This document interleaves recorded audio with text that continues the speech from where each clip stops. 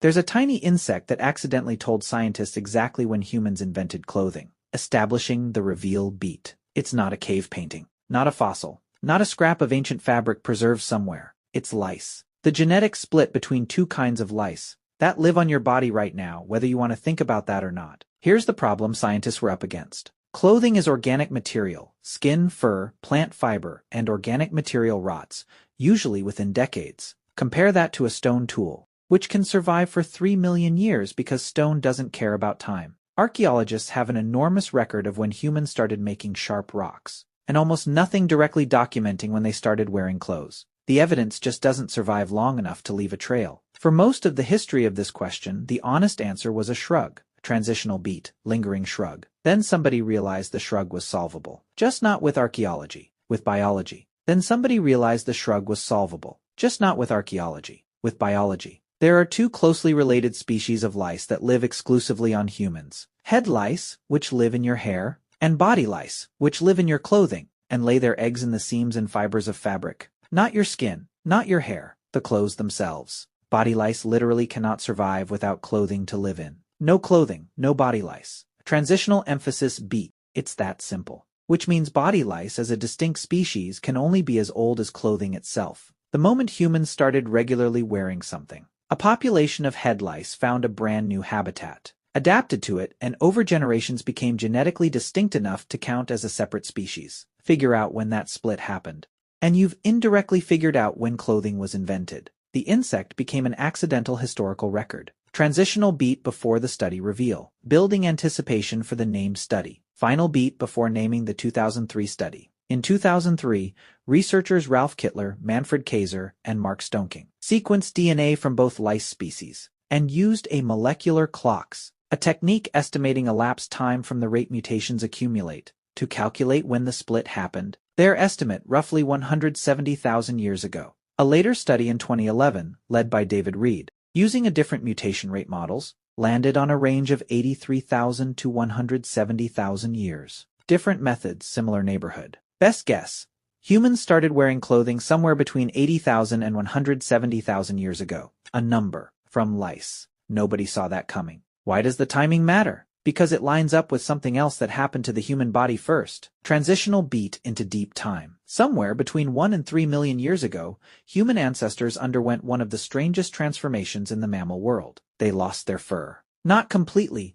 You still have hair follicles everywhere. But the thick insulating coat every other primate has, thinned into the fine, mostly invisible fuzz you're covered in now. Transitional beat comparing to other mammals. For reasons that took evolutionary biologists a long time to properly work out, the leading explanation involves heat. Specifically, the heat generated by a very particular hunting strategy. Early humans were persistence hunters, chasing prey for hours, until it collapsed from exhaustion, a strategy that generates enormous internal heat. Most mammals cool down mainly by panting. Humans developed something far more effective, 2 to 4 million sweat glands, a density no other primate comes close to, chimpanzees included. But sweating works far better without fur trapping moisture against the skin, so the trade was simple. Better cooling meant less fur, generation after generation. On the hot, open landscapes of equatorial Africa where our species began. Transitional beat closing the fur loss chapter. A fantastic solution if you live near the equator forever. A serious liability the moment your descendants decide to leave. Transitional beat, the figure steps across.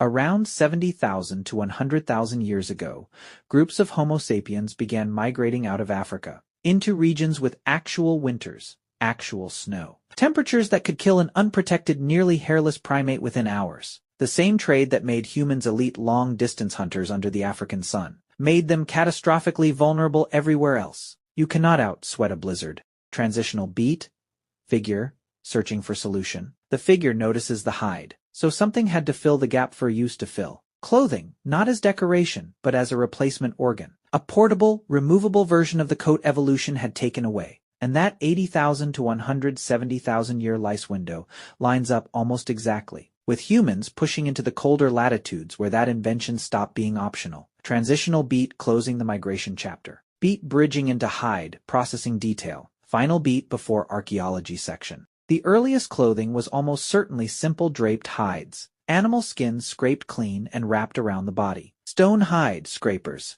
found at African sites over 100,000 years old, confirm the processing existed, and it was genuinely skilled labor, not a 5-minute tasks. Untreated hide cracks and rots within days. Softening it durably often meant treating it with substances like animal brains or smoke, a technique some traditional tanning methods still use today. Transitional beat, hide, turned, garment. Bridging beat toward wearable blankets framing. The leap to sewn, tailored clothing needed a different technology, the eyed needle, with a hole for thread rather than just a punching owl. The oldest known examples, bone needles from roughly 40,000 to 50,000 years ago, appear at sites including Denisova Cave in Siberia. With an eyed needle you can build fitted, layered, wind-resistant garments, sleeves, hoods. Multiple layers stitched together for trapped air insulation. This is a genuine technological leap, roughly on par with, if less famous than, the invention of the bow or the domestication of fire. It shows up in the record right around the time humans were pushing into some of the coldest,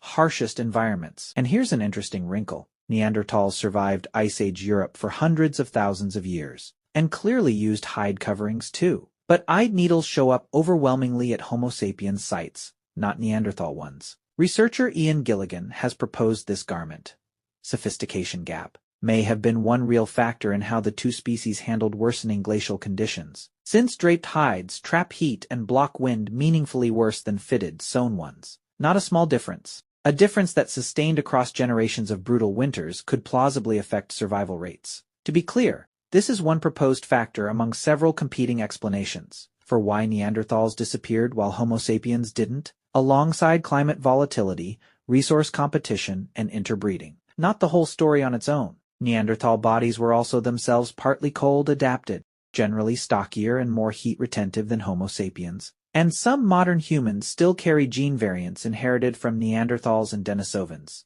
linked to fat distribution and cold tolerance. The relationship between these two lineages and the cold wasn't a simple story of one side being equipped and the other not. Transitional beat closing the Neanderthal chapter. Bridging beat toward the ochre/status section. Figure noticing a small pigment stone nearby. Figure testing the pigment on the hide. Clothing wasn't only ever about warmth either. Ochre pigment appears at African sites over 100,000 years old, sometimes in context suggesting it colored skins or fabric. Once you have a wearable surface, you have a canvas. For status, identity, taste, clothing solved a survival problem, and almost immediately became something else too. The physical evidence gets richer in more recent prehistory. At Sungir in Russia, roughly 34,000 years old, archaeologists found burials with thousands of ivory beads, arranged in patterns tracking the outline of actual garments, sleeves, tunics, trousers, preserving the ghost of clothing long since decomposed. Because the beads sewn onto it held their formation after the fabric was gone,